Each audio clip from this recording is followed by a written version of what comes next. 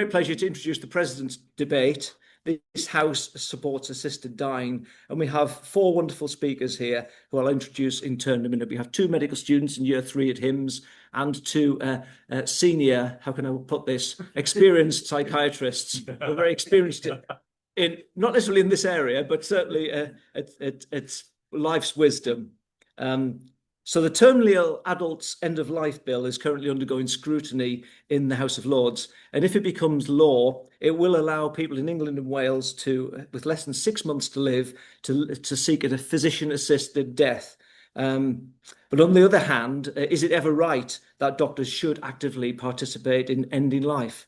How can this actually align with our ancient Hippocratic principle? I know we don't take the Hippocratic oath, but we like to think of ourselves as doing no harm. So how do those two views coincide? Or on the other hand, is this just a modern view? Is the relief of suffering and distress more important than the treatment to preserve life and just give you compassionate medicine? I'm sure Aster Ransom would have something to say about that. So we do look forward tonight to a stimulating debate involving the ethics and reality of assisted dying. And you will have the opportunity, by the way, to offer your own views and to speak from the floor and to vote before and after you've heard from the speakers.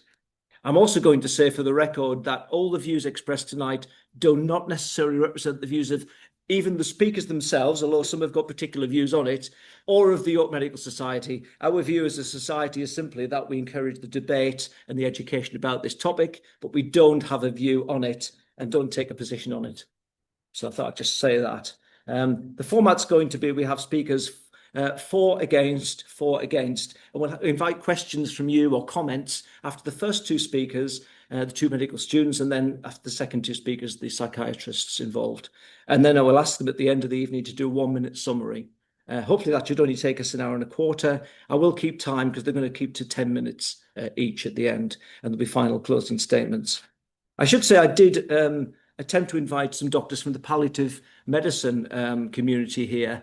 Some of you may well be here, but the ones that maybe it's too late to ask you now, but I did approach 3 different professionals. I'm not going to say who they are, and they declined to come for different reasons, some very practical ones that they weren't in the country. So I thought it was a reasonable reason, but just to say that it wasn't a deliberate attempt just to, because I'm a psychiatrist myself, get lots of psychiatrists involved. It was an eclectic opportunity.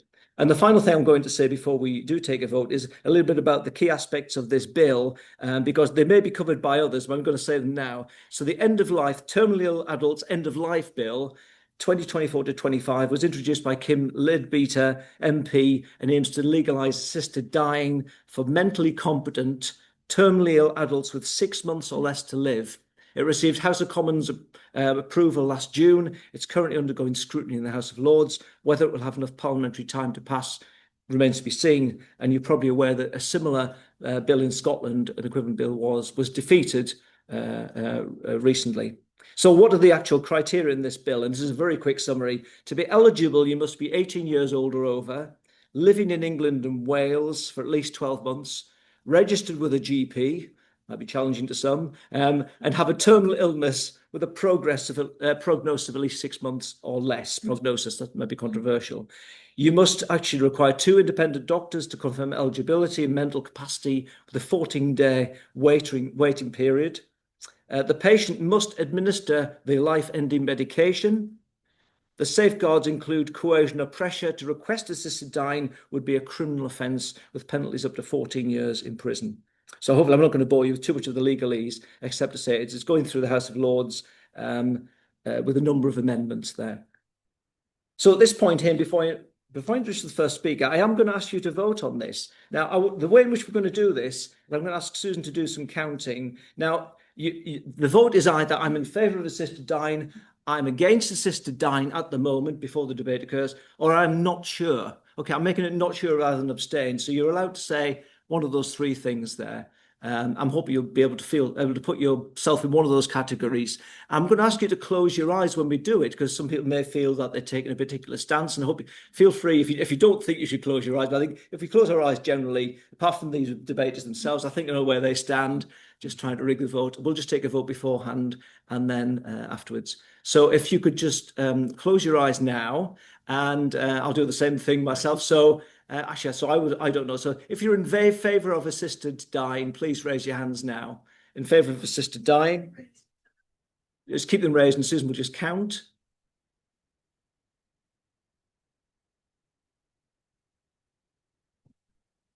Thank you. And then people who are against assisted dying have a definite view on that at the moment before they heard the speakers. Please raise your hands. Against physician-assisted dying. And then people who are unsure, please your hands. It might be definite to say, I'm definitely unsure about my position, or you don't wish to take a view. Thank you very much. I've opened my eyes now, so I didn't actually see any of that, genuinely. So moving on now, this is fantastic. It gives me great pleasure to introduce our first speaker in a moment, who is going to be Oscar. I got that right, haven't I? Yes. So Oscar Dunn is a year 3 medical student. He hails originally from Tyneside, man. Great. And he grew up mainly in Harrogate, where he attended Harrogate Grammar School. He's now in HIMS, where he's currently a third-year student, as I say. He's also father to a beautiful 8-month-old. Congratulations to us. So, so to you, so yeah. In the future, he says he hopes to use his degree to provide aid worldwide, which is a very noble aim, and would wish you well in that. So please put your hands together for Oscar Dunn.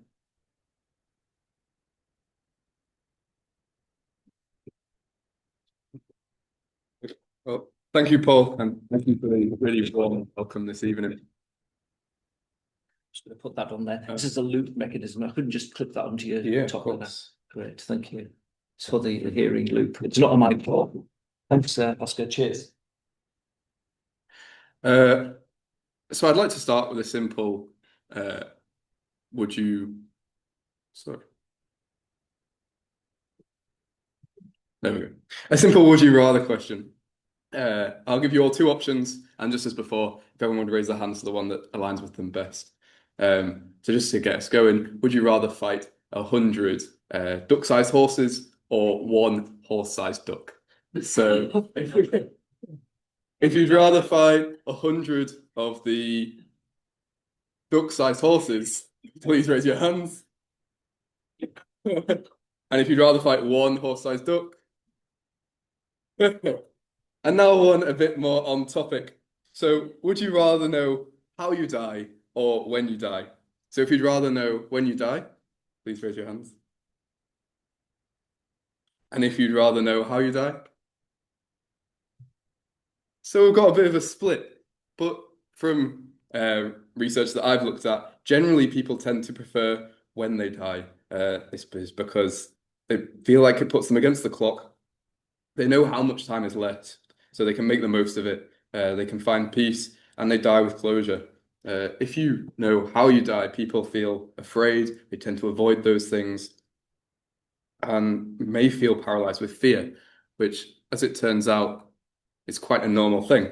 This is a psychology professor called Sheldon Solomon, who has done studies showing that when thoughts are induced about our own death, or mortality salience, as he calls it causes you to increase your protection of your own worldview. So people react positively to those seen to be upholding or supporting their worldview, and negatively to those who violate or criticize it. There are over 200 studies done, and all of them show that mortality salience, so when you're thinking of your own death, it will increase the chance of homophobia, racism, or other forms of discrimination. But why does this matter in the theme of tonight? Well, I believe this is exactly what happens when people are diagnosed with terminal illnesses in the UK at the moment.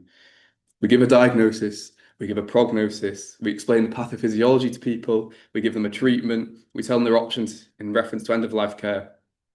And it's all done with the respect and the empathy that have become a pillar of NHS care. We offer counselling and a shoulder to cry on. We signpost to other care providers and go above and beyond in every way we can to care for our patients throughout their journey. But all the effort of every employee of the entirety of the NHS can't undo an inability to provide patients with the control of when, the exact kind of control that the majority of people in the UK would want. That being said, it's one thing to say, I want control. It's a completely different thing to allow everyone to have it. I'm sure there are many people here today, including the 2 gentlemen in front of me, who have a plethora of reasons why assisted dying isn't right for the UK. But can't every maybe not be protected against? Can we not put safety netting in place? Even if these things are possible, are you willing to listen? Or does the thought of your own death, mortality salience, override it? If your naturally developed worldview, the intrinsic beliefs you know to be right, include that suicide or early death is wrong, and that enabling it instead of making an effort to prevent it is also wrong, then this debate itself gets caught in a catch-22. Just by mentioning the thought of death, you close off the conversation. It's incredibly hard to allow your belief system to be questioned. It's even harder to admit you're wrong. I mean, ask my parents over here, you'll find I am really bad for that. But with that said, the worst way to try and introduce someone to my side of the debate is to attack them. And I hope that's not how you see this. I just want to open up and see why some people, or yourself, may not be open to debating assisted dying or be so staunch in your own beliefs. Now, if you wouldn't mind, I'd like to pivot to a more personal story. Around 4 years ago, my granddad, seen on the right, developed a slight slur. This was my 18th birthday. You could hardly tell. A few months later, 1 month later, November, it's my sister's 16th. And again, we had a family gathering and the slur was slightly more pronounced. So he decided to go to the doctors. Cut forward a few more months and multiple tests later to early 2022. And everything had been ruled out by his eventual diagnosis of motor neuron disease. He was a really proud northern man who refused to lie down and let his MND rule his life. Despite falls and losing his ability to speak, when I went round, I'd find him smiling with a whiteboard ready to communicate. And my Gran Rosie tell me some slightly alarming stories of how he was getting up in the night and trying to make it to the toilet on his own as to not wake her. My last memory of him was going to see him in the hospital, where his emotional response was so uncontrolled that he started sobbing when seeing me and my dad. In June of 2022, after a short battle, my Gran Tom passed away. And I expect you're all thinking that I wish he'd been able to use the assisted dying pill. But actually, I think his life ended with the exact dignity that many of you all here will work so hard to provide, and a defiance that he will have been proud of. I don't think he would have ever chosen to use the assisted dying pill, but I never had a conversation with him about it, so I don't know. I don't know how scared he really was early on, and I don't know how much he was suffering towards the end. And it's for those reasons I wish he'd had an option. To know he could have made that decision if he wished, that even if he was putting up a front with us, when he faced the knowledge of how he was going to die, he had the choice of when. So thank you very much for listening. And I hope I've brought a new side to the debate that you've maybe not heard before about why you're so staunch in your own views. Thank you.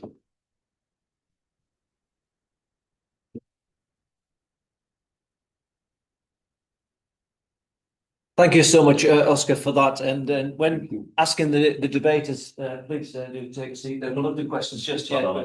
When asking for the questions that how to put it together, a personal anecdote and personal accounts were welcomed, and I think you've made it very personal there. So it's really good on a personal level to make it realistic rather than just about the academic ethical principles there. So you've stuck to time so far. You've done really well there. That was 8.5 minutes. So I was very impressed with that.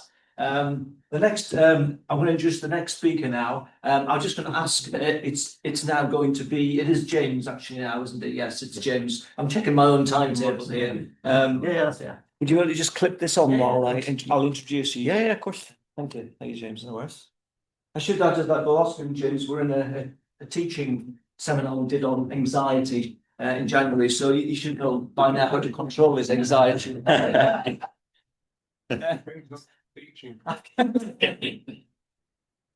look pretty chilled out to me. I think he's either gone down the medication option or the meditation, not quite sure. So let me just introduce James first of all. So James Challoner is also a third-year student at the Holyyoke Medical School. He's originally from Crawfordsburn. Is that how you say it? Yeah. Crawfordsburn, in Northern Ireland.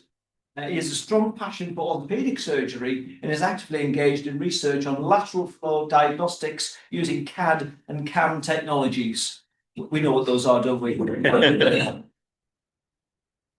side of medicine, he enjoys playing rugby and is keenly interested in sports nutrition. So James is going to speak against the motion that this House is in favour of assisted dying. Thanks, James. Thank you very much, Paul. I just want to say I think the anxiety is well controlled, hopefully. I want to thank you all for arriving for this debate. It means a lot to me, as I'm sure it means to the other people who are debating. I just want to also say thank you to Oscar for sharing such a personal story. It's quite heartfelt, and thank you for sharing it. Can we just start with a few definitions? So, language shapes this whole debate. What we're discussing is assisted suicide. This is not assisted dying. Now, when we say assisted dying, the original bill that was proposed in 1936 was called the Euthanasia Bill. The society after that was called the Voluntary Euthanasia Society, which is now known as the Dying in Dignity. A doctor or third party providing lethal drugs so a person can intentionally end their own life is suicide. Calling it assisted dying makes it sound passive and natural. It is not. This is an active intervention to cause death. I want to be very clear at the outset, because of the very personal nature of this debate. Those of us who oppose assisted dying are not in favour of suffering. We do not want people to suffer at their end of life. But we are not cruel nor callous. We see and acknowledge the terrible reality, unbearable pain, loss of independence, despair even, and the fear of becoming a burden, which we'll circle back to in this debate, as I'm sure you can imagine. It is heartbreaking. Our disagreement is not whether suffering exists, because obviously it does, and it affects many people in their end of life. It is about the right response to this suffering. True compassion means refusing to turn death into a medical treatment, and instead committing ourselves to relieving suffering without ending the sufferer. So I just want to talk briefly about the ethical foundations of why assisted suicide is the wrong path. Firstly, the intrinsic value of human life.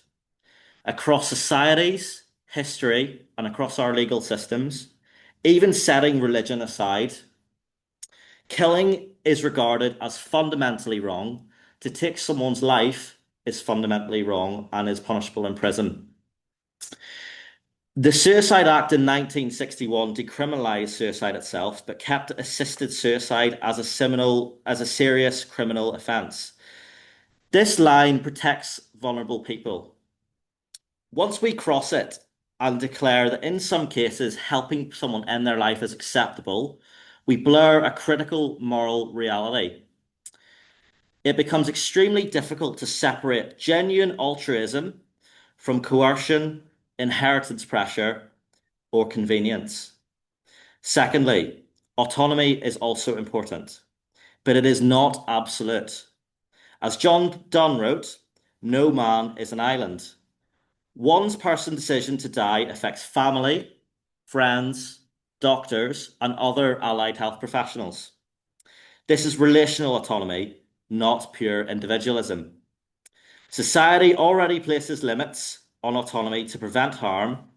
We do not allow consensual harm in other areas. When the consequence is irreversible death, we have a duty to be especially cautious. Thirdly, the principle of do no harm. Now, this is foundational in medicine, and this is what I've been learning for the past 3 years. The substances used in assisted dying are not therapeutic medicines that provide any benefit. They are poisons whose only purpose is to take away life, not to extend it. Doctors are not infallible. We cannot predict with certainty that someone has 6 months left to live. We have a duty to be knowledgeable about our areas, but we can't know everything. Fourth, dignity. True dignity does not come from controlling the exact timing and manner of your death through suicide. Dignity belongs to every human being, including those who are frail, disabled, or dependent on others. It is a life marked by chronic illness or needing help, inherently undignified.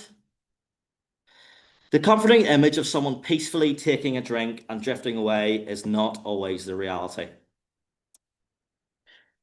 So I'm going to go on to a few practical realities. Assisted suicide does not reliably deliver the calm, pain-free, dignified death that is promised. In Oregon, under the Death with Dignity Act, the longest running model, complications include difficulty swallowing or keeping down the drugs, vomiting, seizures, and extending time to death, sometimes lasting many hours. Is this really what we want people to have? Is this dignified? In recent years, data on complications has been missing for roughly 2/3 of the cases because so many of these deaths occur at home without supervision. The Royal College of Psychiatrists maintains an overall neutral stance on the principle, but has explicitly stated that it cannot support bills like the terminally ill, quotes, end-of-life bill in their current form. They raise serious concerns. Mental capacity assessment in this context is complex. The desire to die can be a symptom of treatable depression, anxiety, or a thorough exploration of why a person wants to die. Psychiatry's proper role, in line with the Mental Health Act and GMC guidance, is to prevent suicide where possible, not to facilitate it. I'm just going through this bit. In the United Kingdom, we already have expertise in palliative care. Strong evidence demonstrates that when high-quality palliative care, psychological support, and social care are properly funded and delivered early, many requests for assisted suicide reduce significantly or disappear entirely.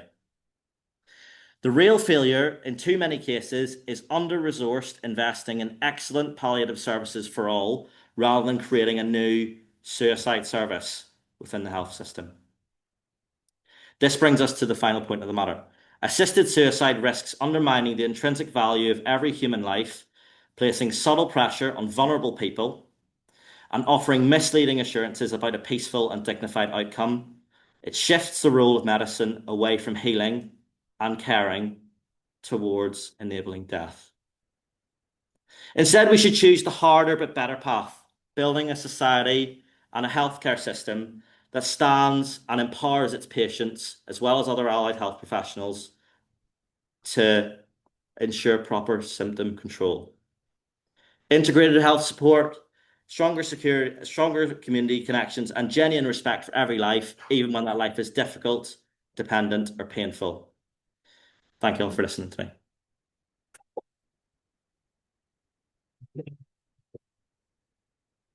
me.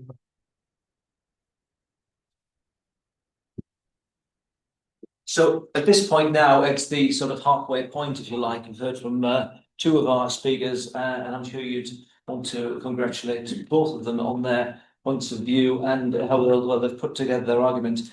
Because I wanted this to be a discussion, so you're now allowed to ask questions of either of our two speakers on both sides, or make a comment about assisted dying as well. So it's not just a question and answer session, it's you can make a statement about your own views at this point. There will be another opportunity after hearing the next two speakers to do it again. This is part one of questions. I'm hoping it won't take more than 3 or 4 minutes or something, but I will let it run till we've actually used up the interesting information from the floor. So anybody got a question? First of all, let's deal with questions before comments. So any questions of either of these speakers here?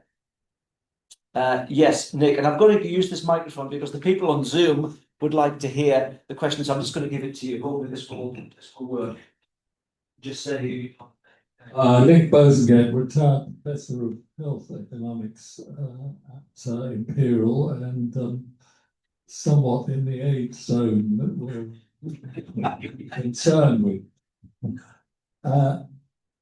There is a very moving utopian feel to the last talk, because it is not true that there is no assisted dying at the moment.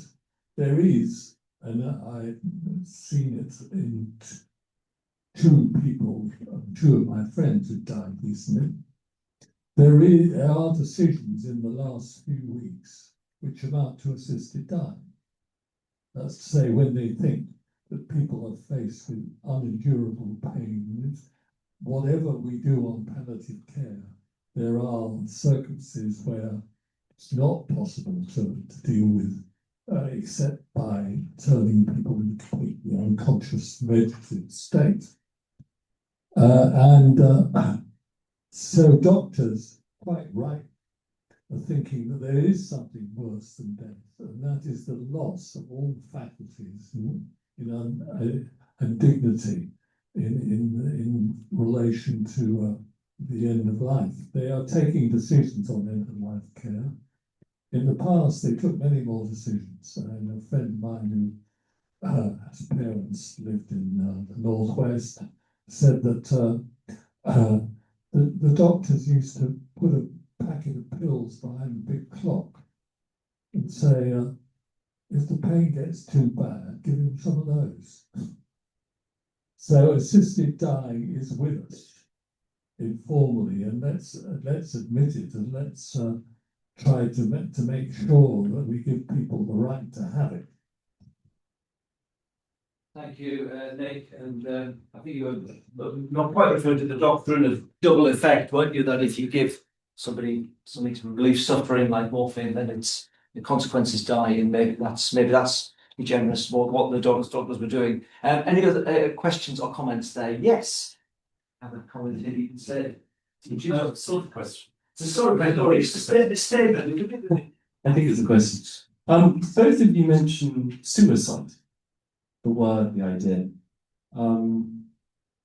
I work with families who suffer with suicide quite a lot. You could say who you are. Do you want to say who you are? Yeah, sure. I'm David Chadwick. I'm a chaplain at York Hospital, Catholic chaplain. Today is actually the 2-year anniversary of my best friend dying from suicide. Both of you seem to suggest suicide as an evil or as a negative. Well, I think I'd be right in saying that. From my working with suicide, particularly with those I've known, I seem to think that the best way to view it is as an illness, as somebody dying of.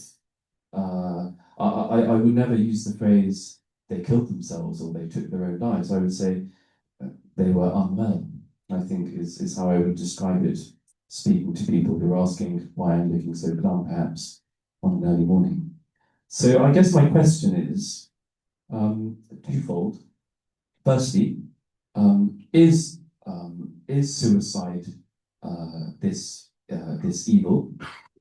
And secondly, in light of your answer to that question, how might you approach suicide with the families I face on a fairly regular basis? Okay, thank you so much. Assisted dying, but certainly suicide is a related topic. Would either of you like to respond then to that? Would you review suicide as an ill? Yeah, you speak. Thank you. Thank you for the question. I'm sorry for the loss.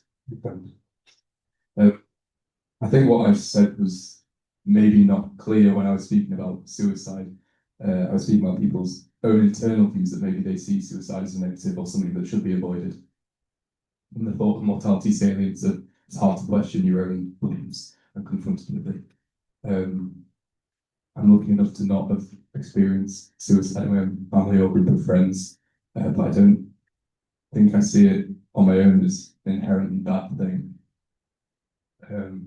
A lot of people who choose suicide, or almost everyone, will have struggled for a period very deeply, in physically or mentally, and as hard as it is for the family to understand that, I have never experienced it. As I said, I can imagine there's probably some relief in there.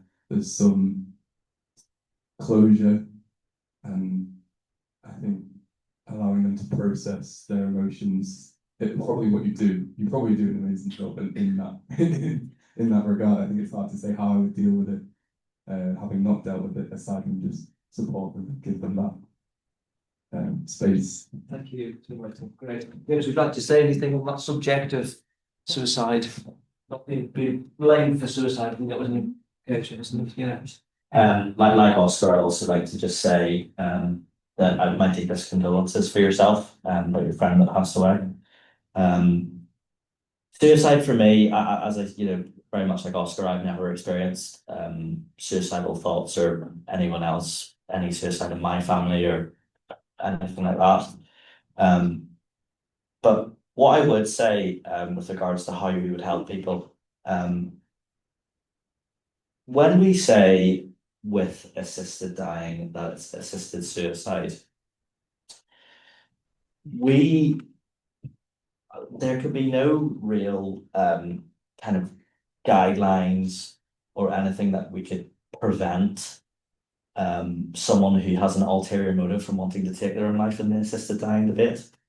I think we could screen them for mental illness, but a lot of these people, it's a hard thing to really quantify. I would say with regards to how I would treat someone who and the family who's experienced suicide, I think you treat it with the warmest possible regards and offer your sincere condolences and make sure that we can alter our practice so that something that never happens again, really.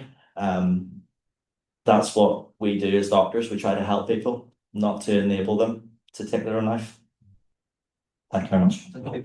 I'll take one more question down here and I'll break and come back to you after the second lot of speakers. Is that all right? So Tim, yeah. Thank you for the speakers so far. I mean, I was a GP in a rural community for 30 years, and I can remember 6 people where assisted dying would have been something would have been happening if it was allowed. And I can remember every one. I think the question I would pose is, we've talked about doing good, not doing harm, autonomy and justice. I think when I think of those 6 individuals, and it's a very rare situation, I think it was about autonomy. And I felt it was unjust. I would have helped them if I could, because I felt I was promoting their autonomy. They were making an informed choice for their families. And I can see, so I would say, why is autonomy not number 1? And then the thing that comes to my mind is it was unjust to them. Only 1 out of the 6 had the money and felt confident enough that they wouldn't be legally sued because they could get to Switzerland. They paid to bring their suffering to an end. So I think the challenge, for those who are opposed to it is why is autonomy not, at the top? And about justice, I think, for this particular group of people. Thank you very much for your question. The thing that I would say about why is autonomy not the most important thing, I think that with those people who, as I'm sure you know way better than me, were suffering. As I said in my opening statement, we're not pro-suffering. We don't want people to suffer. But the issue with allowing a bill like this to pass is not just the effect that this will have on these people, but everyone else who will be, allowed to be influenced by their families for their inheritance because they're a burden. I think we need to be very careful about, obviously there are extreme cases, as you've said, where it almost does seem like the right option, but I feel we have to look at the bigger picture with other people. Thank you very much. Yeah, thank you. Thank you. Maybe you alluded to a slippery slope there slightly, but we may hear more from those arguments as we go forward. So I'm going to just ask at this point. We will come back to further questions and comments, by the way, at the end. I'm going to invite our next speaker up, who is known to a few people here already, and invite Dr. Greg Richardson to get wired up to this while I introduce him using a biography he's taken great trouble to write himself. Let me just put that on here. It shouldn't take too long to read out. Thank you. What time is the last train? Try to make light. It's a very serious subject, this is, and it's an important subject. We should live life and put it in context. So here's Dr. Greg Richardson's biography, because I asked him to produce a very short one, and he says, I quote, "Oh dear, a biography, Paul." No, so that's not the bit here. It says, that's the email. Greg is a Liverpool graduate, the only medical school that would have him. After working in the Sudan and Canada, he had a most enjoyable and fulfilling career in York and Yorkshire, with a pinnacle as a previous president of this august society. And I know he's been very active in the Royal College of Psychiatrists as well over the years. He's now enjoying a full retirement, so I presume that's why he's speaking in this particular, on this side of the motion. And he does say, I'm going to read it out, if you want to bore everybody, his qualifications are L, RCP, MRCS, MB, CHP, DCH, DPM, FRC Psych, FRC, PCH. So don't bore everybody. I hope that's helpful, Graham. Well, I wasn't meant to read that out, but I thought I'd just emphasise his status and background. It qualifies him, not just his age, to speak on this important subject in favour of this House supports assisted dying. Greg. Right. Yes. Welcome to this debate on, I've called, assisted bucket kicking or clog popping. Now, you may view such a welcome as frivolous, but death is going to kill us all. There is little point in wallowing in its morbidity. It's far better to plan and agree how death may not be joyful, but at least can be planned for and can be comfortable. So I think first I'd like to say how great it is, I think, that Paul has invited two medical students to lead this debate. I mean, their thoughtfulness, knowledge, and research is just so far ahead of anything I ever did at medical school. And when I was at medical school, you didn't talk about death, it was taboo.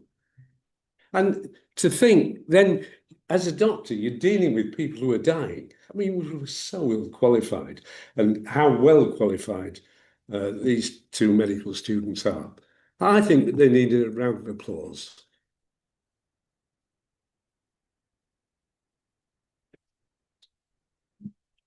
I should start by saying I have a vested interest in this discussion.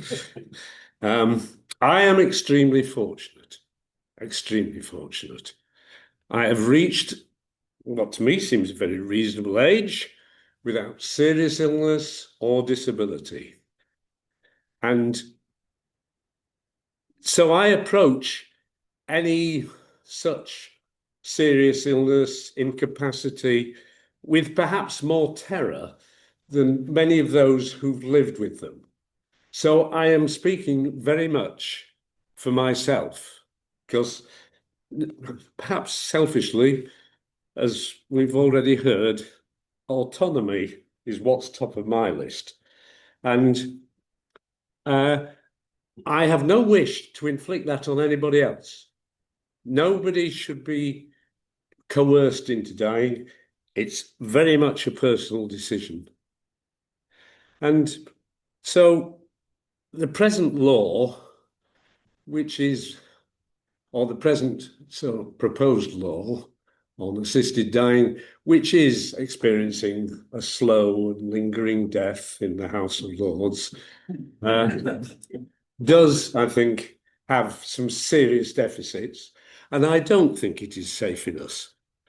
So I think, what can we do to make the law correct for people and not dictated by those who seem to know what's best for the rest of us? I think the first step is probably that if you have thought about this in life at all, you need an advance directive or a living will. So when you are of sound mind, you make a decision about how you would like to die. Having said that, making an advance directive or a living will is not that easy. I'm trying to do it at the moment. But I think that at least in the future, you can look back and say, well, that was what he thought at the time. And then when the crunch comes and you say to your doctor, I want to die, we have something. The Mental Health Act has been in place for how many years, Linda? No, 50, so do I. Well,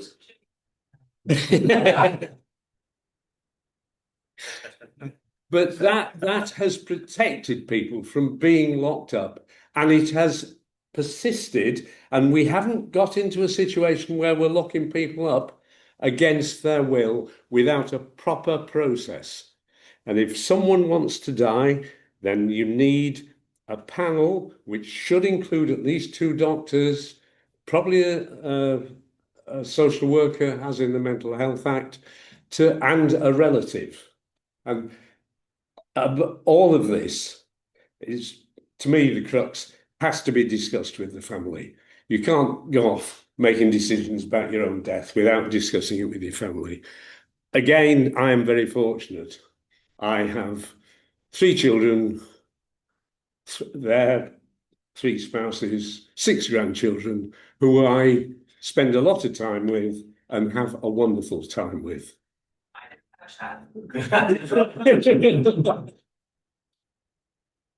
Which grandchild was that? It's ChatGPT just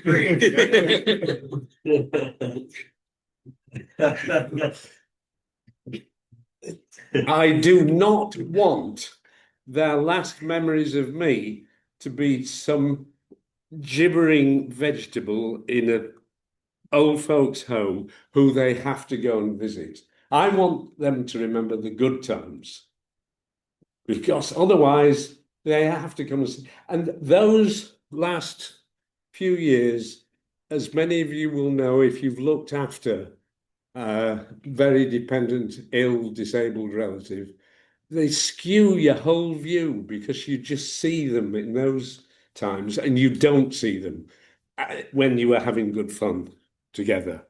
So that's the, I think you need a panel to make the decision, and then I don't think doctors should be administering anything. They may well be asked to make a prescription, and at worst, they may have to put up a drip. But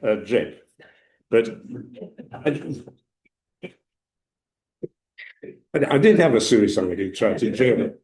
So, but no, that and I think in the end, the responsibility for administration has to fall to the person or to the family. And again, it's about family being involved.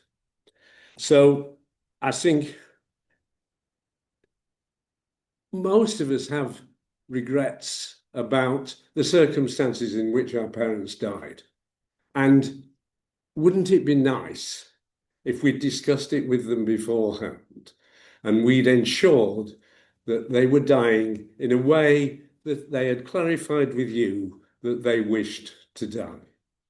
And so let's please let the necessary legislation come into place for that to come to pass. Yeah.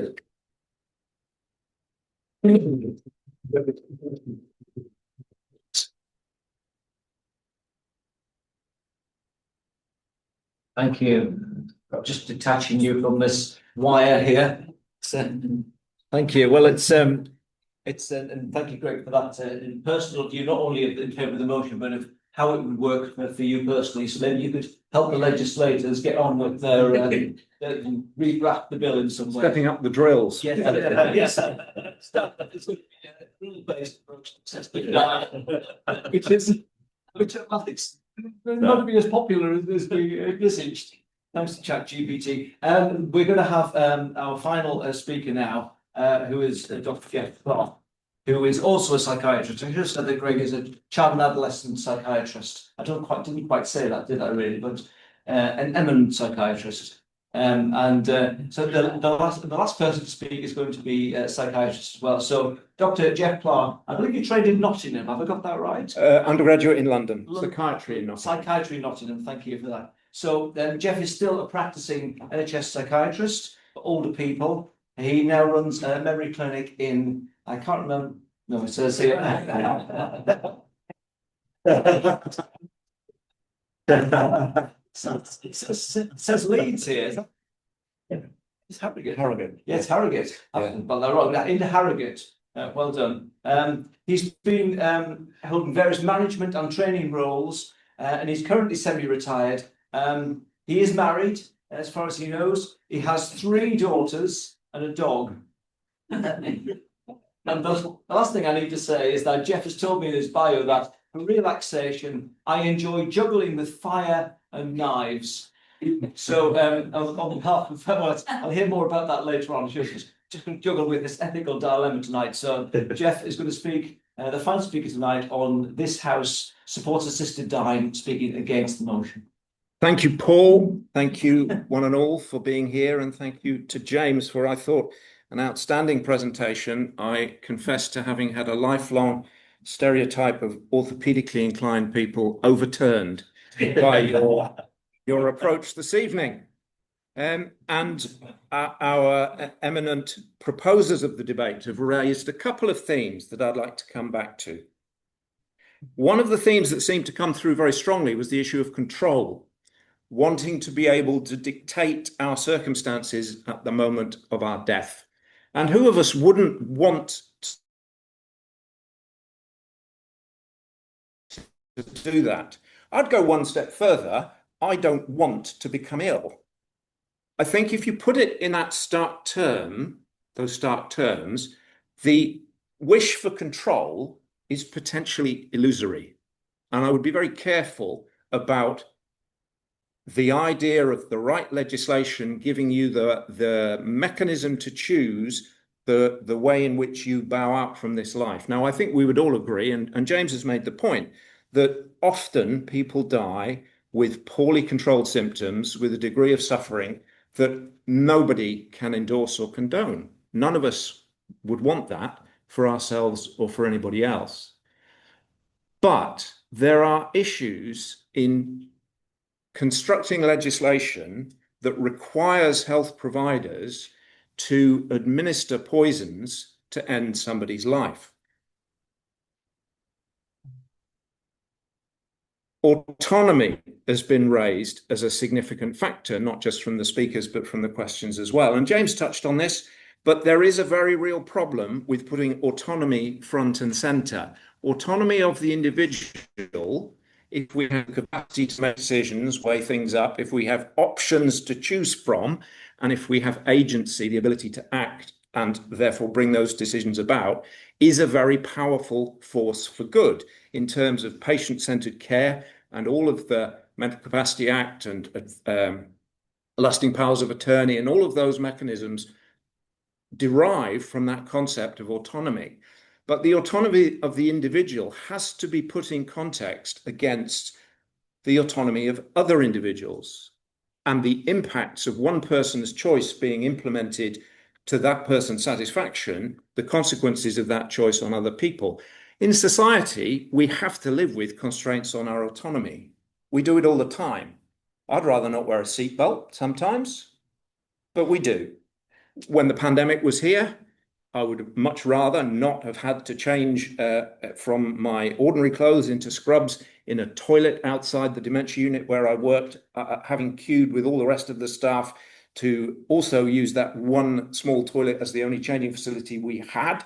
But we all did that because we knew that that was going to protect the patients in the unit, and hopefully for those people outside the unit when we had COVID positive patients, protected them as well. So constraints on our individual autonomy are a necessary part of functioning in society. And if we say that autonomy is the overriding the overriding factor, then why should we put any limits on that autonomy at all? Why should we bother with saying you have to be terminally ill? Why should we bother with trying to say that you can have an assisted death if you've got 6 months to live? Why should somebody's autonomy who has 12 months to live not be respected? Autonomy as the sole guiding principle for this is, I think, quite a flawed concept. Laudable, but not workable. Dignity. Dignity often comes up. And again, I think we have to be very careful with language here. I've known Greg a very long time. I didn't ask Greg whether he was actually on the interview panel that appointed me, but he was certainly in a management position when I was appointed many years ago. And no, it was that was Linda. All right. So Greg made the point that not wanting family members to remember a gibbering vegetable, and I absolutely understand the spirit in which Greg says that, but there is a very dangerous concept there, because if we take the view that when we have lost a certain number of faculties, when we are less able or no longer able to do a certain number of things, our dignity is compromised, we are then in the position of casting into question the dignity of people who cannot already wash themselves independently, remember things very well. Whatever thing it is that you fear towards the end of your own life that you might lose that would then compromise your own dignity.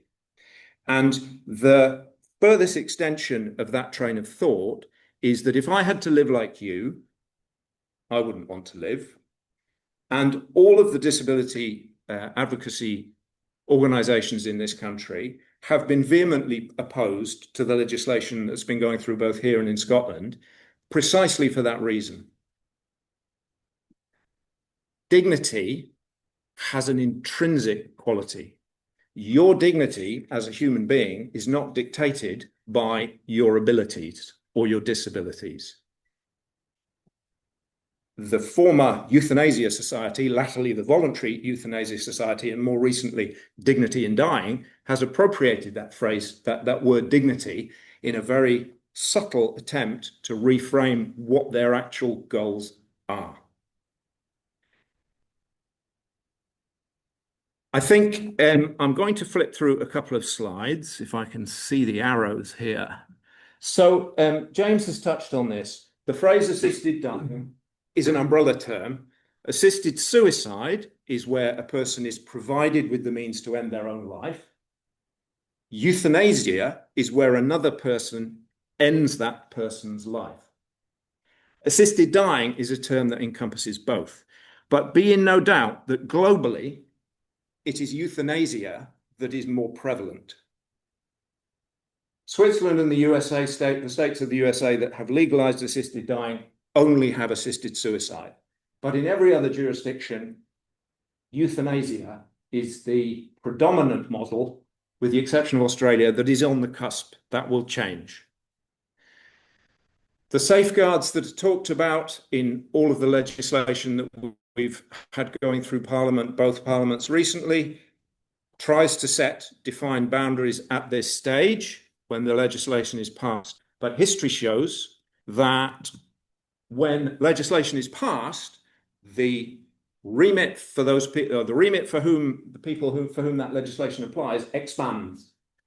This is assisted death per 100,000 population in a number of countries with assisted dying legislation over the last 10 years, give or take. It's all going up at different paces, I grant you. Oregon has only assisted suicide. Canada, 1 in 20 deaths are now medically assisted deaths. Don't be fooled into believing that safeguards and constraints at the point of legislation passing will protect the vulnerable. This is what most of us signed up for. This is what James and Oscar have committed themselves to by training in medicine. And the Secretary of State has a duty to secure the improvement in the physical and mental health of the people of England and in the prevention, diagnosis and treatment of physical and mental illness.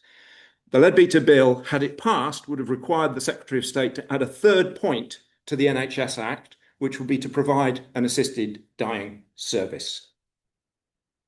Imagine the landscape of healthcare, where at the moment, when a patient comes to me in my dementia clinic and says, well, if I've got dementia, just shoot me now. And I can say, well, we don't do that because we're the NHS.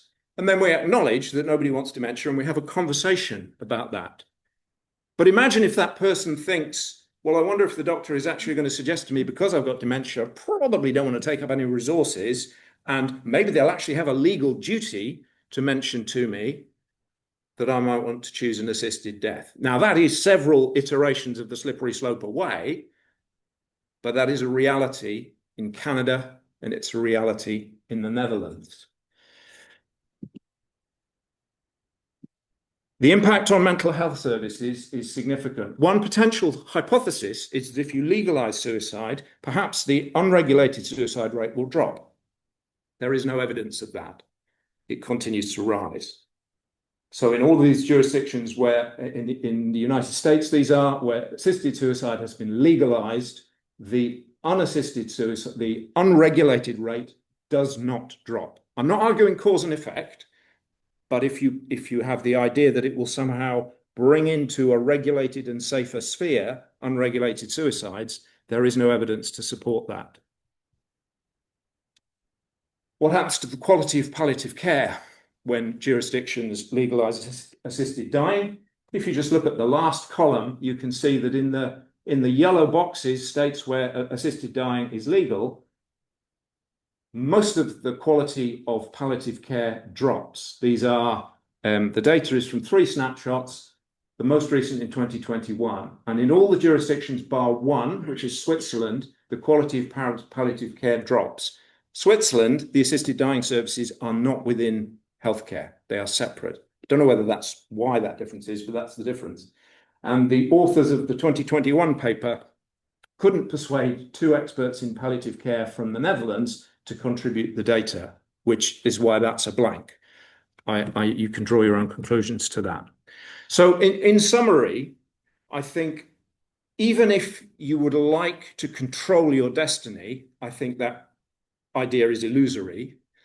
If you think that legislation can be put in place that reliably detects coercion, prevents unlawful deaths in the terms of the legislation before they happen, and robustly investigates unlawful deaths where the suspicion is that they've occurred afterwards, the experience of the legislation as it's gone through both parliaments, when I say both, I mean Holyrood and Westminster, the 2 bills that have been going through most recently, suggests that it is actually extremely difficult to do this.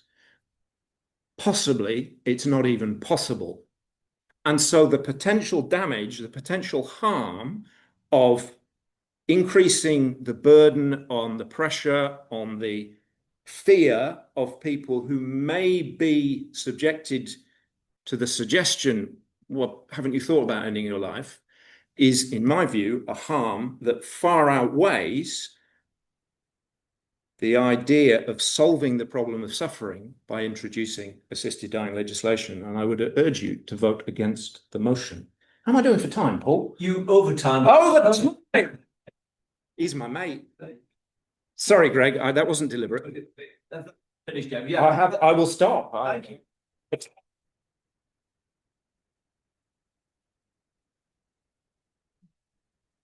Just enjoyed the graphs and the science. Tonight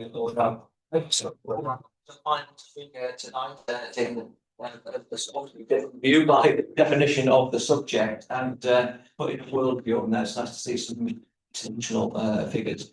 So I'm going to invite more comments or questions now for about 5 minutes. We'll start with Barry at the back there.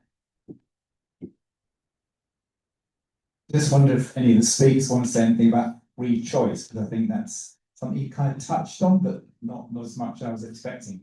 Because free choice is really important in this, that somebody is making free choice in order for us as doctors, if we're involved in assisted dying, not to be doing harm, do no harm. It's like emblazoned on all our brains. So do people making these decisions have free choice? Given that a lot of the research shows that, yes, of course, pain and dignity are things that people cite when they're making these decisions, but by far the biggest thing, one of the biggest things that people cite is being a burden to other people, being a burden to their families, or being a burden to society. Is cited very commonly by people who are making a choice towards assisted dying. And if you are worried about what your family thinks because you're a burden to them, or because a member of your family sighs when they're walking out the door, or because you've got depression, or because society emblazons on us this notion that productivity is more important than dependency, then how can we be sure about free choice? And if we can't be sure about free choice, can we be sure we're doing no harm? Thank you. Excellent question, Barry. Thank you. Great for letting me go first. So the issue of coercion is a very complex one. But for those of us medically qualified in the room, hands up who is confident that you can spot coercion in your patient group at the moment. No, the House of Commons believes that we can. Coercion has many forms and is not just about the overt pressure of somebody bullying you into making a choice that you don't want. That's obviously at the most extreme end of the spectrum and extremely concerning, but it's impossible to detect that with 100% accuracy. Coercion also, as Barry hinted in his question, takes more subtle forms. Once it is lawful to request an assisted death, one of the questions becomes, why have you not requested that assisted death? At the moment, that's not a question because it's against the law.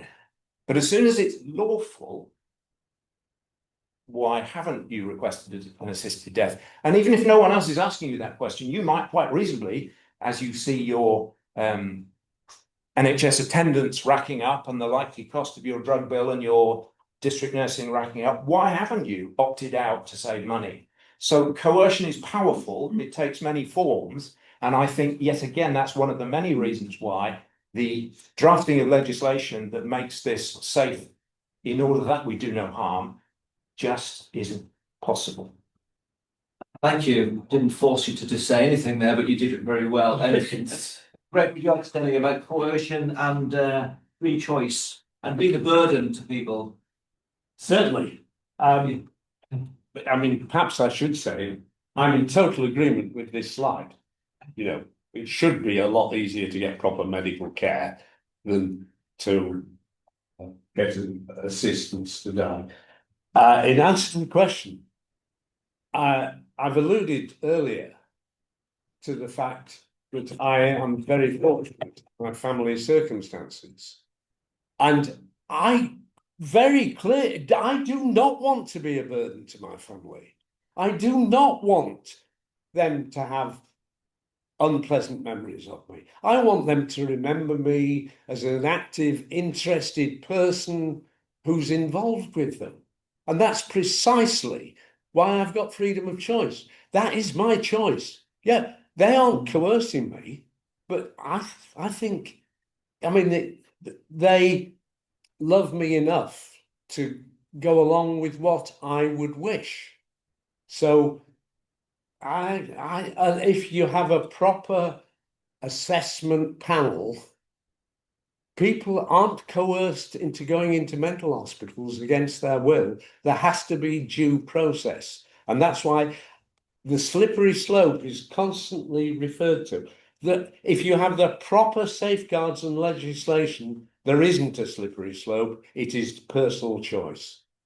Thank you, Greg. And the question is, what is that perfect legislation or getting there? Don't think we've got there yet. So I've got a couple of more comments from the crowd. Nick, you've spoken already, so I'm just going to go to, that's all right, to Stuart.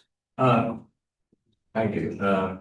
Retired GP and also currently practicing as clinical ethicist for the ICB, and this is discussed a lot.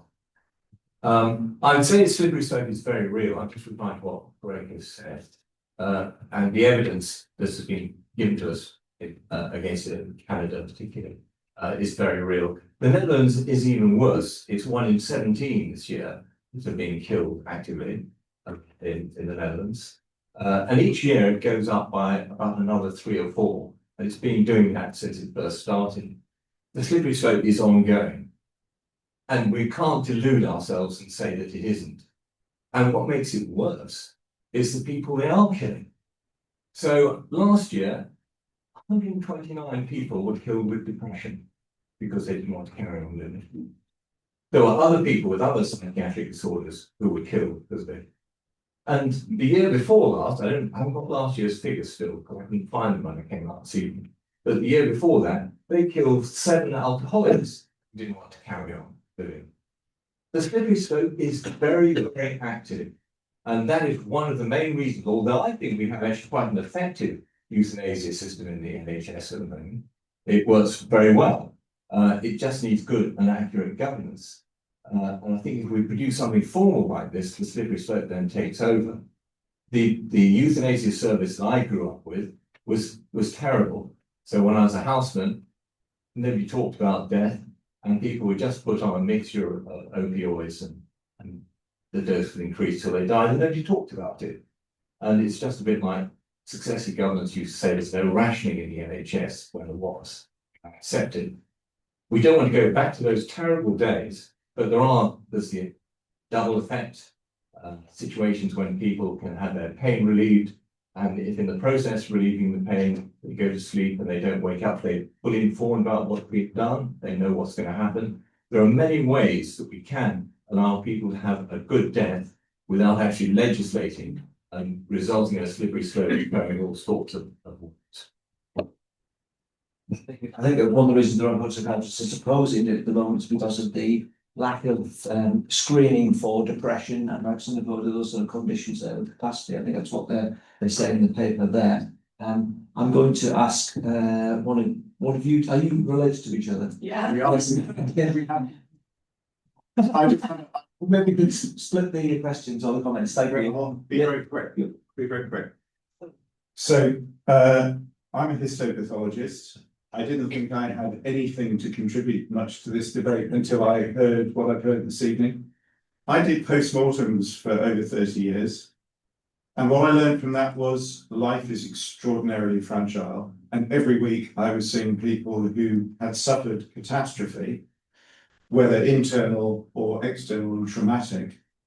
And I was just thinking, it's tiny little things that end life in the natural world. And actually, I don't want any of those. And that probably explains why I would rather live the best I can for as long as I can. Thank you very much. And now to the other side of the argument from the same household. No. It was like for 30 years, I just thought it would be appropriate to make a comment. I obviously saw some patients in extreme pain and distress, who we really did struggle to make comfortable, and you inevitably have to increase doses of drugs in those patients. But I can honestly say I never in my entire career gave a drug that with the purpose of ending life. And I think it's quite dangerous. Actually, the double effect is there, but it's completely different discussion from giving people a cocktail of drugs for them to die. So I think we muddy that up. And the only other one comment I would like to make is that how to give a prognosis of 6 months. I worked for 30 years, and I have colleagues here who worked for as long, and we still couldn't give an accurate prognosis of 6 months. I'm not on a third, so I'm on a mission now. But I did take a little bit of exception to the comment about becoming a vegetable for years. That's got nothing to do with this bill, because you're meant to have a prognosis of 6 months, and it's a very, very specific thing. Thank you very much. The 6 months is a valid point. I'm just going to take a question from Linda first, and then you. Hi, as people probably already gathered, I'm a former colleague of all the other staff just sent through. I just wanted to talk about autonomy, really, because I think there is insufficient autonomy long before somebody actually dies. If in the course of illness, people don't seem to be taking the decision to refuse treatment very much. And a lot of people I've seen who've been fighting cancer have actually been fighting the treatment.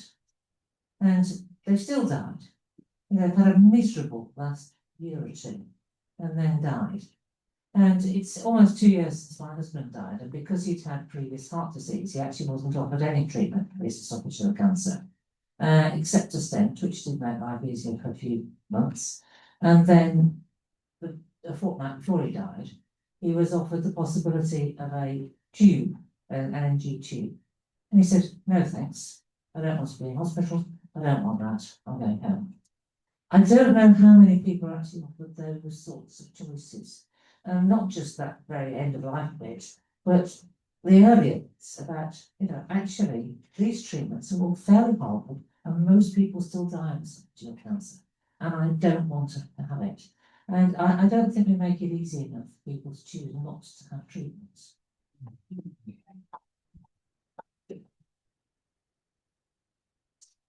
Thank you.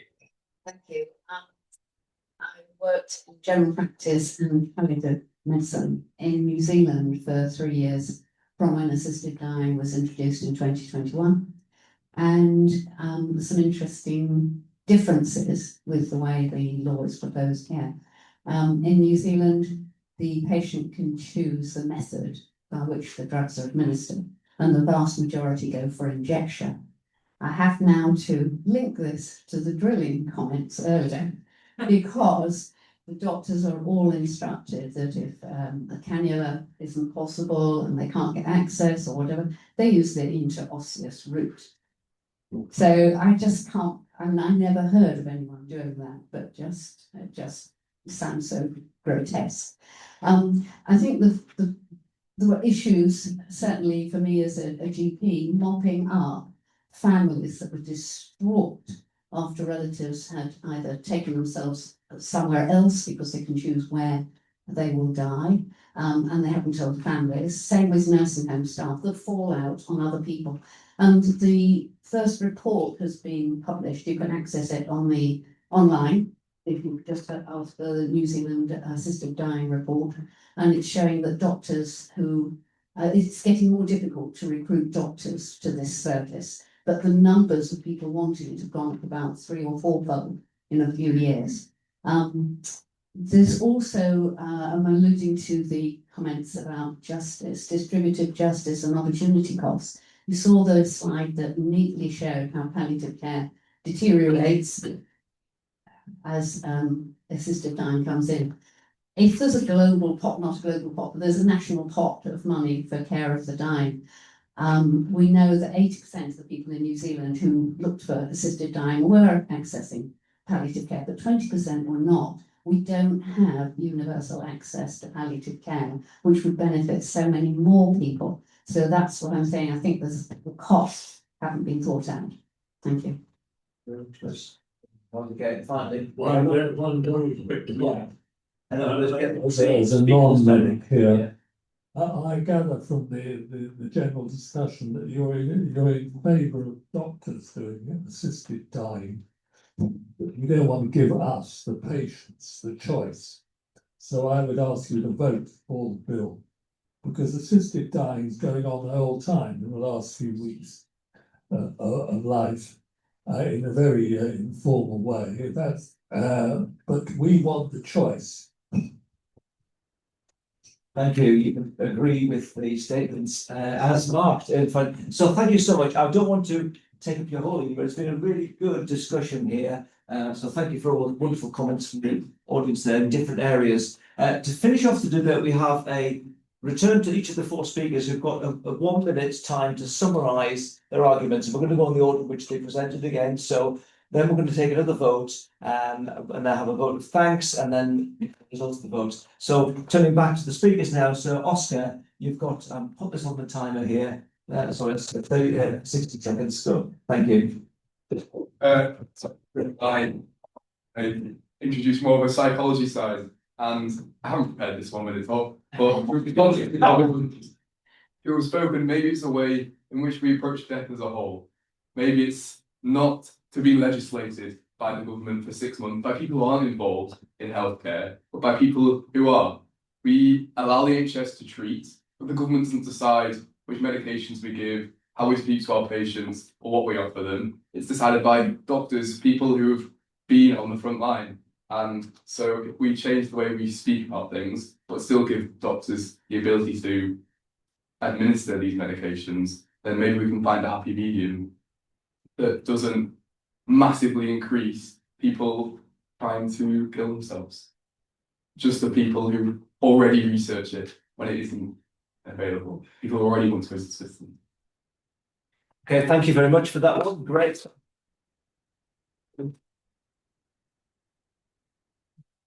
James. I just wanted to thank you for later on for 10 minutes. As a third year medical student, I stand at a formative point in my career, one where I'm not only learning how to treat disease, but how to uphold the values that define medicine itself. At its core, our profession is built on a commitment to preserve life, to relieve suffering, and to never intentionally harm. There are also broader implications. Legalizing assisted dying risks subtly shifting the expectations placed upon patients, particularly the elderly, the disabled, or chronically ill. The question may no longer be, do you want to die? But rather, why haven't you chosen to? That is not a burden we should ever allow patients to carry. I strongly urge you to reject this bill, not out of disregard for suffering, but out of a deeper commitment to care, to protect, and to stand with patients until the very end without becoming the cause of that end. I did not join medicine to end people's lives. Thank you.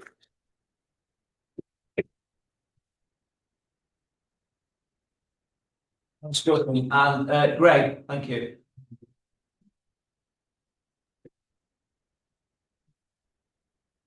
%82% of the population of this country, when polled, would like help to die if suffering unbearably. Who would deny them this? When I started medical school, homosexuality and abortions were illegal because those who made the laws had belief systems they considered should be forced on all. Women could now choose to have abortion. That made it very difficult for gynecologists when this law came in. The homosexual can be comfortable in their sexuality. Isn't it time the same liberty came to dying?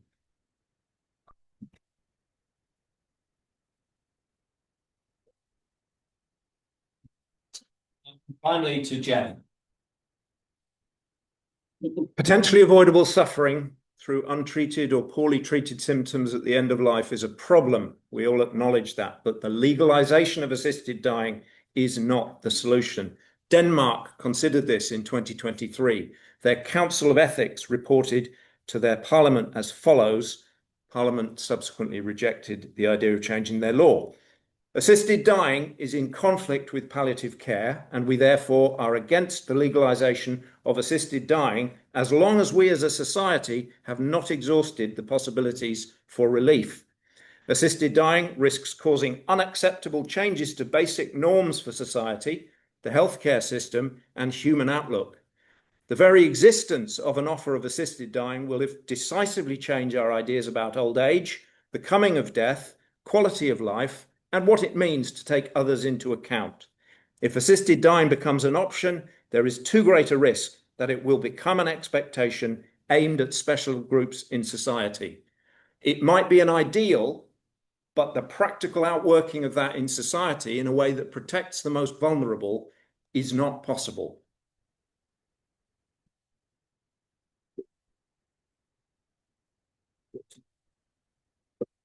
Thank you so much. We've heard from our four speakers now, and what I want to do is to take another vote, again with eyes closed. And while the vote is being counted, it's not a binding vote. It doesn't commit you to any particular pathway towards the last few years of your life. We will then ask for a vote of thanks and second from Dr. John Reid. So first of all, having heard what you've said, you're allowed to change your mind, by the way. You may still have the same view you had before, but if you think your mind has changed in one direction or the other, it would be nice to see if there's any change based on the quality of the debate you've heard today. So first of all, so close your eyes, please. Anybody who's still or changed their mind to be in favour of assisted dying, please put your hands up now. And Susan will count the votes for that. So in favour of assisted dying. Okay. And now, if you're now against assisted dying or were still against assisted dying at the beginning, please raise your hands.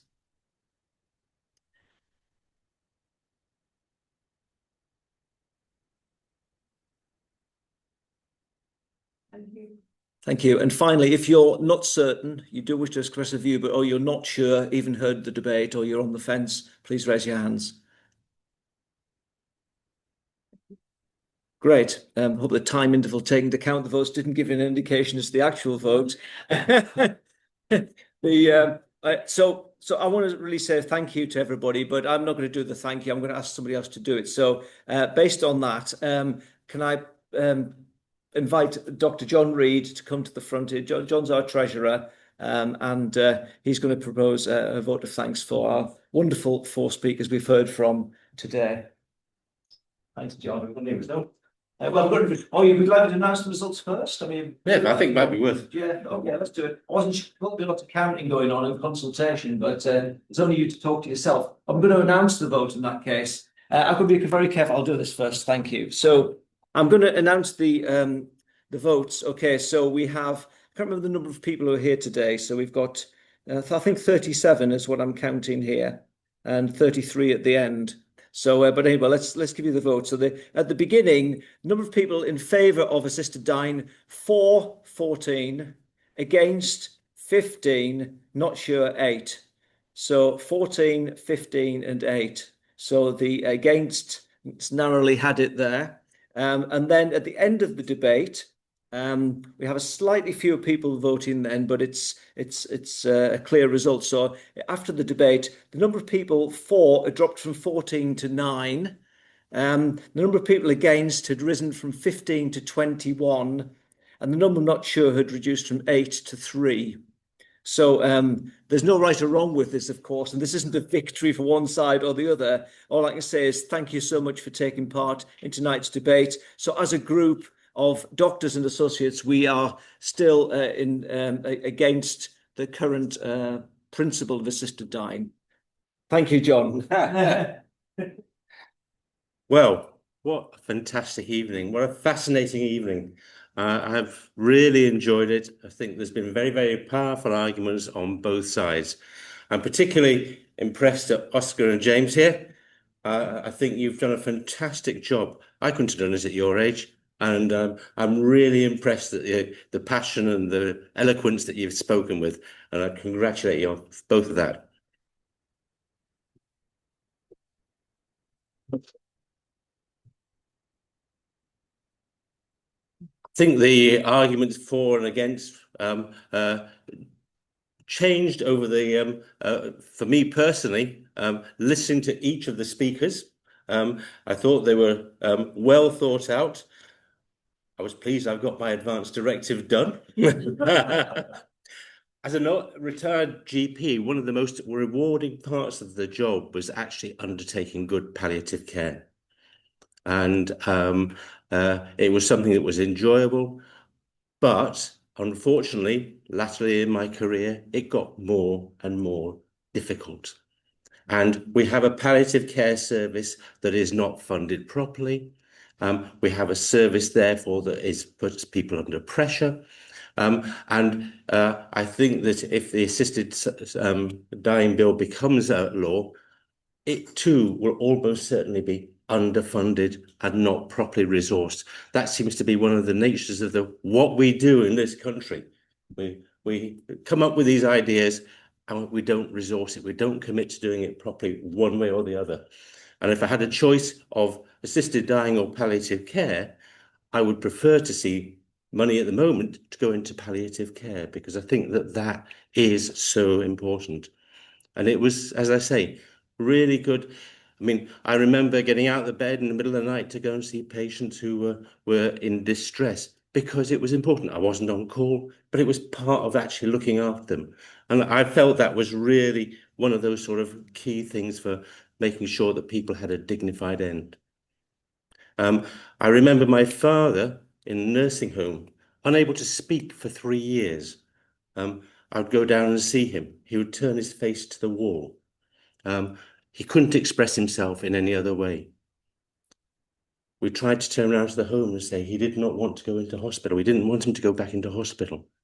And every time he started choking because he was having swallowing difficulties, he ended up in hospital. And seeing that sort of thing where he actually didn't get good palliative care in the nursing home was really quite upsetting. But the arguments for assisted suicide, I thought were also very, very powerful. But giving a prognosis of 6 months, is that easy? Having a panel of people then have to make a decision on the basis of that. Going to take 2 months. So 6 months suddenly becomes 4 months. And it all, unfortunately, the bureaucracy, you can see making it more and more difficult. But I thought that the arguments, as I say, were very eloquent, very enjoyable. I thought it was a topic, having a debate has been really well done, Paul. So well done for suggesting that. And I would just like to thank you all for the hard work you've put in to making these arguments. Thank you very much.